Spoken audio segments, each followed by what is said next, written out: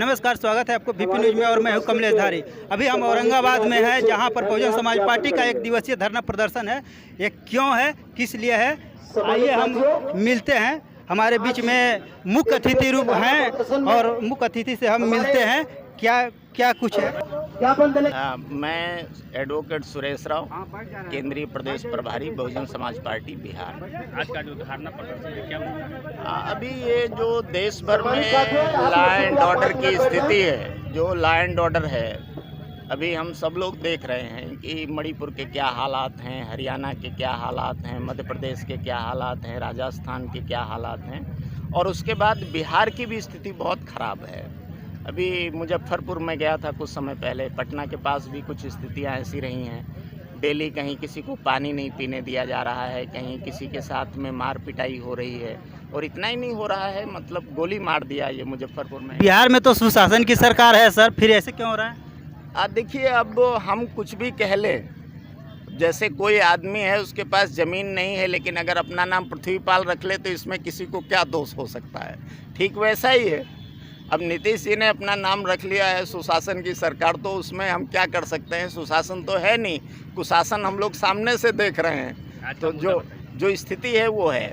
तो और ये जो बहुत सारी इधर इस ज़िले में, स्पेशली औरंगाबाद के ज़िले में भी जो लॉ एंड ऑर्डर की स्थिति बिगड़ी हुई है, कुछ गरीब लोगों के घर बनाए गए थे वो भी गिरा दिए गए, कुछ लोगों की मार पिटाई हुई है, कहीं जुल्म ज्यादती हुई है, अन्याय अत्याचार हुआ है। ये पूरे प्रदेश की जो स्थिति थी और पूरे देश की जो लॉ एंड ऑर्डर की स्थिति है, उसी के संबंध में आज जिला मुख्यालय पर धरना दिया गया है।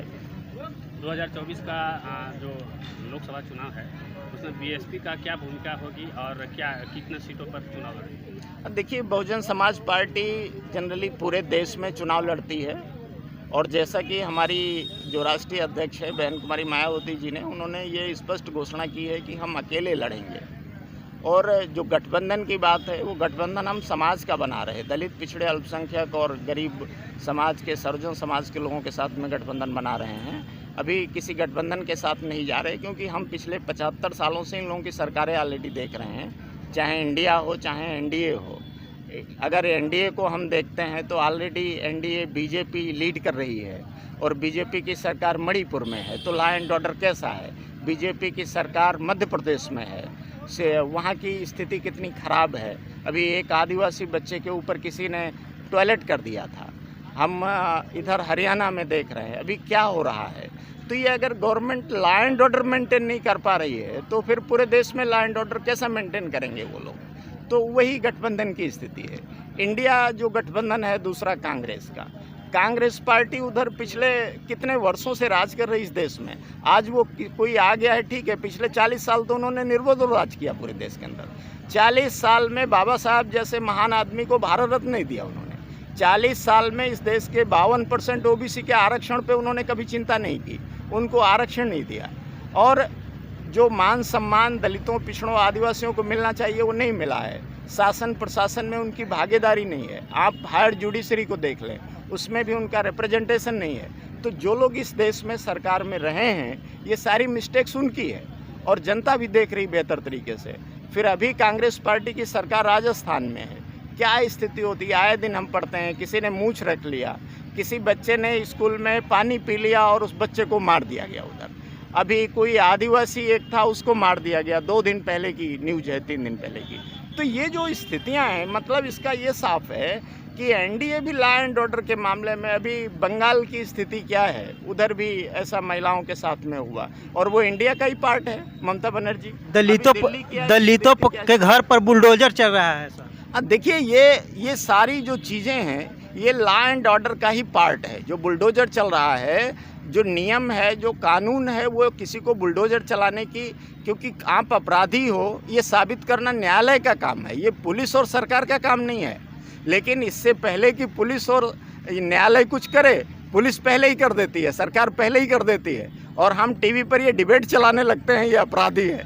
किसी को अपराधी घोषित करना ये न्यायालय का काम है। फिर अगर जो हमारा लोकतंत्र है उसमें जो न्यायपालिका है, कार्यपालिका है, विधायिका है, उसके सबके अपने अपने रोल है। अगर सारे रोल एक ही आदमी करने लगेगा तो फिर दूसरे का रोल क्या रह जाएगा। EVM के मुद्दे पर क्या कहना है? देखिए, ईवीएम के बारे में बहन जी बहुत पहले से कहती रही हैं कि हमें विश्वास नहीं है, वोट बैलेट पेपर से होना चाहिए। ये बहन जी की बहुत पुरानी मांग है और बहन जी ने अभी हाल ही में ये कहा था कि जिन लोगों को लगता है कि हमारे वोट नहीं है वो ज़रा एक बार ईवीएम से अपना इलेक्शन करवा के देख लें, तो स्थिति पूरी तरह क्लियर हो जाएगी। हम बैलेट पेपर के पक्ष में हैं, ईवीएम के विरोध में हैं। ये बहुजन समाज पार्टी का क्लियर स्टैंड है। सड़कों पर ईवीएम के मुद्दे पर आई, देखिए, ईवीएम के मुद्दे हों या जनरल मुद्दे हों, हम हमेशा जो इशूज़ हैं और जो समय रहता है, समय और परिस्थिति की जो मांग रहती है, उसके अनुसार हमेशा हम अपने स्तर से धरना प्रदर्शन या जो भी विरोध करने का तरीका है, विरोध का तरीका हमेशा ऐसा नहीं है।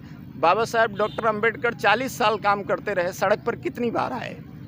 तो सड़क पर आना ही विरोध नहीं है, विरोध के कई तरीके हैं, उसमें से कोई ना कोई तरीका बहन जी या बहुजन समाज पार्टी अपनाती है और हम उसका विरोध करते हैं। सिंपली यूपी में क्या गुंडा राज खत्म हो चुका है? देखिए, ऐसा योगी जी का, हाँ, देखिए, गुंडा राज खत्म नहीं हुआ यूपी में, क्योंकि ये सरकार पे डिपेंड करता है कि लॉ एंड ऑर्डर कैसा रहेगा।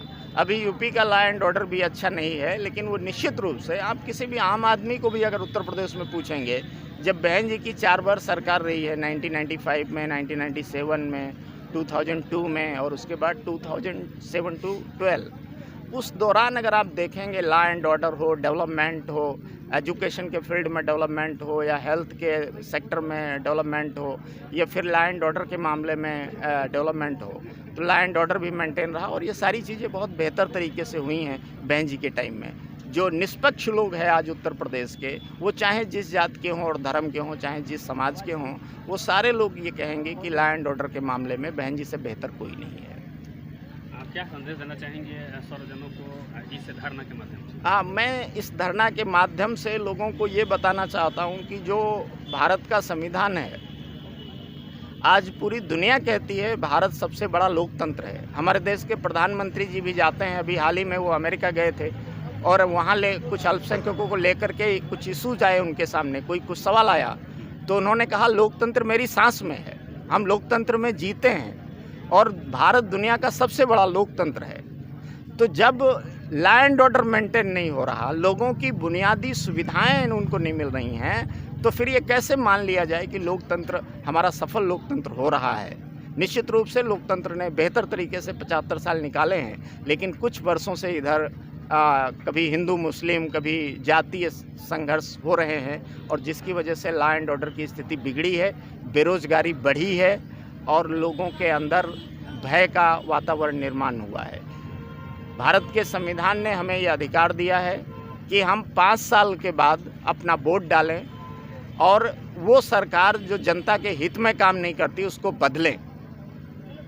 तो हम लोगों से यही कहना चाहते हैं, आपने 75 साल में कांग्रेस को देखा है, बीजेपी को देखा है और ख़ास करके बिहार में आपने 35 साल से 30-35 साल लगभग हो रहे होंगे, आपने लालू जी को देखा है, आरजेडी को देखा है, जेडीयू को देखा है।